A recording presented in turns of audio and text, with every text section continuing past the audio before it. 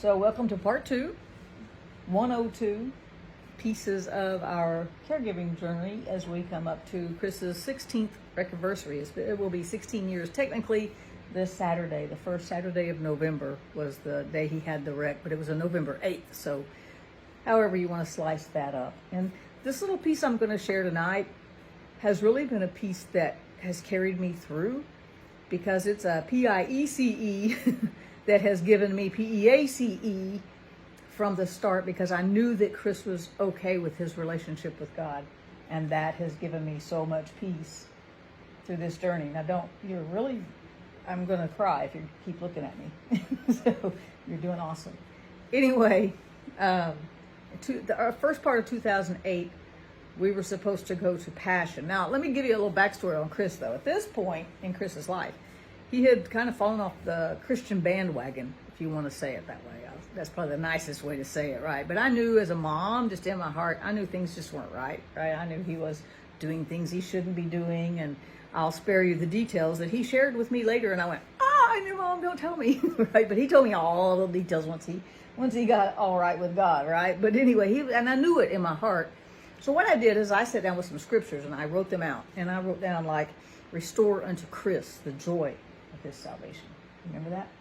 I wrote down, I don't remember them now, but I had about 5 of them, and I put Chris's name in them. Let Chris be filled with joy, the joy of believing, and things like filled with hope because of the joy of believing, or however that one is in Romans. But I put his name in it, and I stuck them on the fridge because I knew that's where I would see them, and I prayed them every day for months. Every time I opened the fridge, I would pray those scriptures over Christopher. Well, you kind of get tired of doing things after a while, so you don't just keep doing it, but you kind of quit. And I had quit. It had been several months, and I had just prayed them faithfully, and I had just stopped doing it. It just kind of happens over time. So in January of 2008, I was supposed to drive a group from the UMC in Lake Charles and McNeese.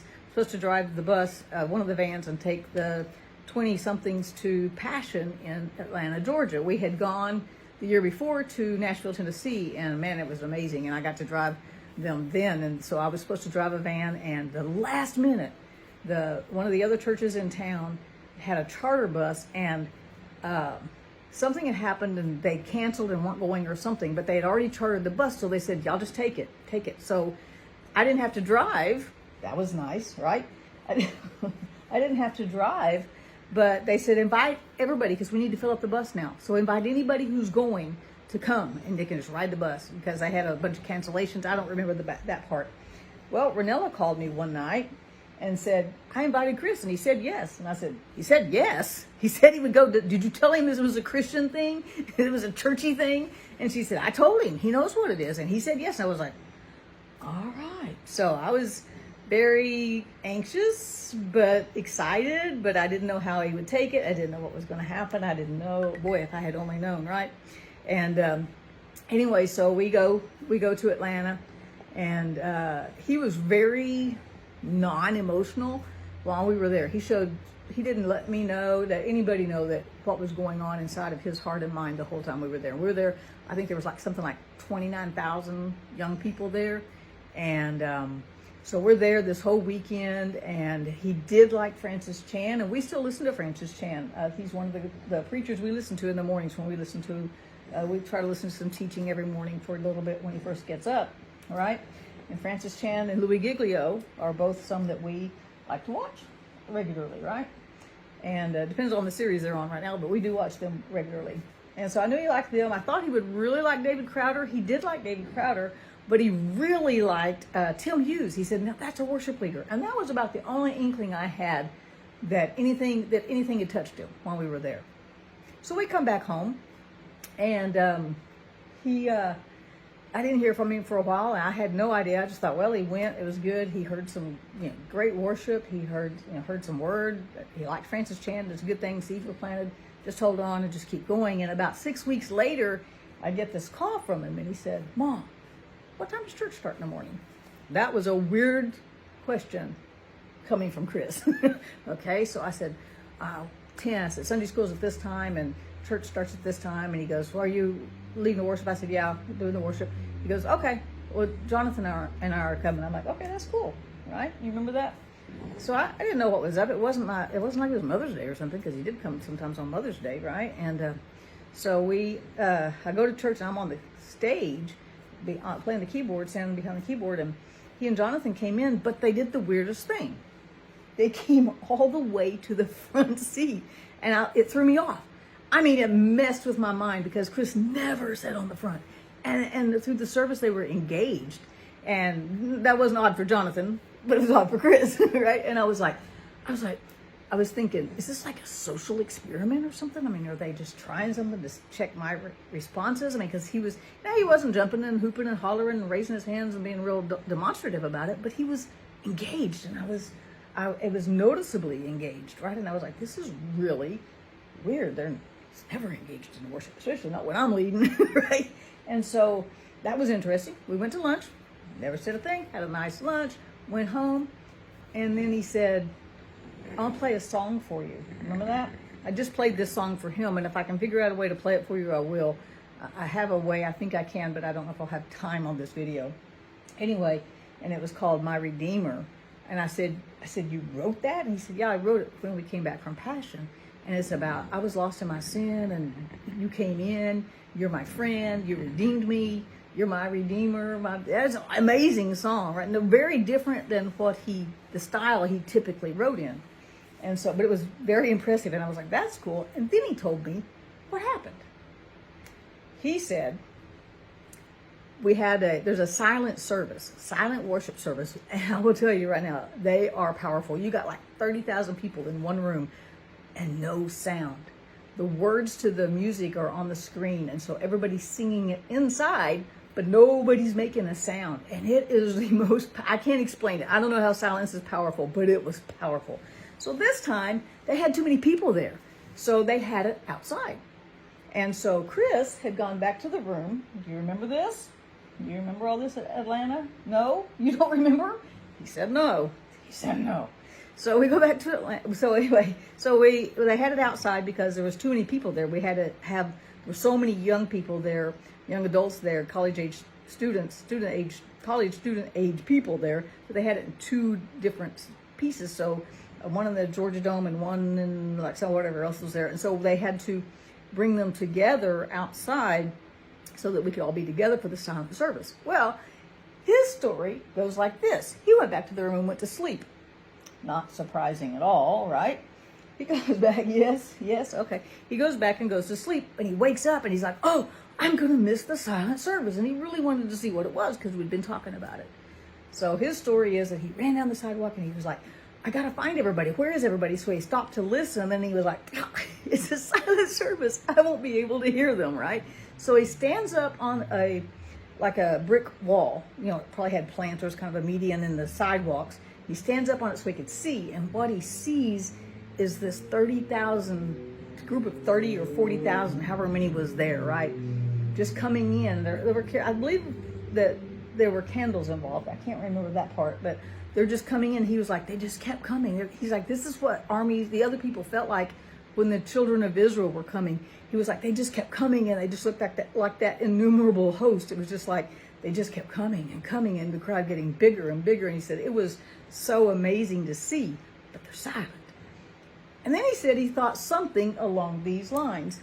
He's like, this is what it's going to be like when Jesus comes back, and every knee is going to bow. And then it hit him. And he said, Jesus is going to be like on the stage. That's awesome. And he goes, where am I going to be? I'm going to be on the stage with him, right? I'm going to be standing there with him. Men. And then he went, no, I'm going to be on my knees with everybody else. And in that moment, he bowed down and just basically, to put it the shortest way, got right with God. Right in that moment, he was like, I'm going to bow too. I'm just like everybody else. I'm not some superstar. I don't get to be on the stage in eternity. I just get to be on my knees with everybody else before Jesus. And he did that basically in his heart. Never said anything to anybody, right? So he's telling me this story, and I'm going, wow. And he plays me the song, and I'm just like going, wow, this is an amazing experience with God. And he was radically changed at that point. He began to just he did things differently from that point on. So then he takes me, after he tells me this story, I'm already in tears, right? And he brings me to the fridge and he says, how long have these been here? And he points to those verses that had his name in it. I'd forgotten they were there, honestly. And I went, Bubba, I don't even know. I've been praying them for months and I've kind of forgot. And he goes, well, here I am. Your prayers are answered. And I fell into his arms. So I'm going to cry. I'm going to do it. I'm going to try not to. And I fell into his arms and he just held me and he goes, your son is home. And he let me know. We had some really good talks after that about just being right with God. And that's when he began to fess up and everything, things like that. So this happened in January. The trip to Passion happened the first part of January, right around the 5th or 6th. And then this would have been about March-ish probably. Maybe even, yeah, probably in March, give or take. And so he just had a radical experience with God at that time. And how many minutes do we have? Oh, I don't want to go much longer than this, so I won't. But I wanted to tell you that because as he had his wreck then in November of 2008, and as the weeks turned into months and turned into years, I realized that he had that experience in January before. And it's given me so much peace. He said some weird things before the wreck, just like a week before. He was like, if God doesn't ever want me to play the drums again, I'm okay. I'm just happy to know God. I'm just happy to be in a relationship with God. So if he doesn't want me to play, and I would say, stop saying that. Why would you say that? And then over this journey, I realized he was at peace with what was going to happen, even though he didn't know what was going to happen. And so knowing that he had that peace with God before the wreck happened has given me so much peace as we've traveled on this journey and as we've come over these 16 years to know that he was okay with God. He would say, I'm just a cup, and God can fill me up with a cup. He can fill me up with whatever he wants and pour me out. He can use me however he wants. Now, I'm a mom. I'd rather God choose a different way. I would never choose this. I would rather God fill him up with something different, right, and pour it out. But if this is the road we're on, and God hasn't healed him yet, and I will say yet, I'm still holding on to that thread of hope, right? But Chris is okay with God. I'm okay with God. And that has given me so much peace for this journey, just to know that before all of this happened, that he made it right with God, and that he just shared that powerful, powerful testimony. And I just wanted to share that testimony to start these pieces of the journey. The next piece I'm going to share is probably going to be starting more into the wreck thing and some of the things that happened, and because there's a lot of pieces to get us to here 16 years later, where he's actually making progress that he's not supposed to be making, and he's actually doing things that he's not. You're not supposed to be doing stuff. Yeah, the doctor said it's impossible this far out, but I think we got something better than that. So I will try to find a way to share this song because I would like for you to hear it, but I'm not going to try to share it on here. But be looking for the song. I will figure out a way to get it on Facebook or off of Apple iTunes or something, and try to share that song, because it's a very powerful statement of what God did in Chris's life before the wreck, and it has been a critical piece to my peace on this journey. So we can trust God for sure that he's going to take care of us and our kids, and he will meet us where we are. I hope I said something that made some sense. If you got questions about anything, just type them in. I'll try to answer them in the next video. But tomorrow we'll start with things as they came closer and closer to the wreck, and maybe start with the wreck and some things, and we got to get to it by Friday and or Saturday. I thank you for those who have started following this little journey, and I hope that some of it somehow just blesses you to see how God has worked in the middle of the storm. He's not scared of the storm. He's not afraid of the pain. He doesn't shun us. He doesn't put us aside. He doesn't say, no, I don't do brain injuries. No, I don't do tragedies. No, I don't do traumas. No, I don't do wrecks.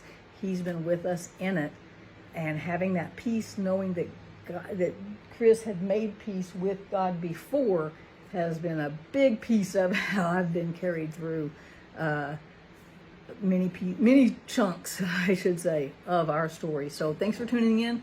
Tune in again tomorrow, and I'll have another piece of our story.